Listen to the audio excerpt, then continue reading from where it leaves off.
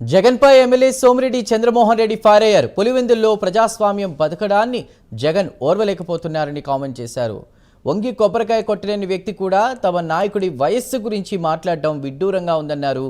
క్రమశిక్షణ, కష్టపడే తత్వానికి మారుపేరైన చంద్రబాబు పేరెత్తే అర్హత జగన్కు లేదన్నారు సోమిరెడ్డి చంద్రమోహన్ రెడ్డి. ఏం మాట్లాడావు? ఆఖరి ఎన్నికలు నీకు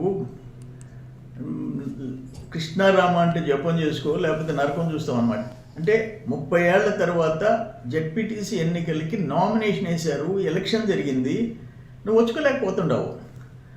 కుప్పం ఎలక్షన్లో నువ్వు గెలిచేవని, అరాచకం చేసి గెలిచేవని చంద్రబాబు నాయుడు ముఖం చూడాలని చెప్పేసి మాట్లాడినావు, చాలా కిండల్గా మాట్లాడినావు.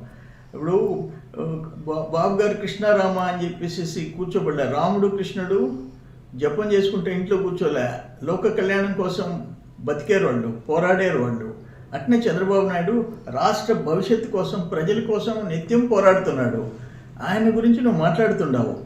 యువ నాయకుడు లోకేష్ బాబు ఎంటర్ అయినాడు అంటే నువ్వు లాస్ట్ 5 ఇయర్స్లో నువ్వు సీఎంగా ఉన్నప్పుడు రాష్ట్రం మొత్తం మీద జెడ్పీటీసీలు పోటీ చేయాలన్నా, సర్పంచులు పోటీ చేయాలన్నా రాష్ట్రం మొత్తం నీ అరాచకంతో యునానిమస్ చేయించుకున్నావు, నామినేషన్లు ఎన్నికుండా చేసుకున్నావు మెజారిటీ జిల్లాల్లో.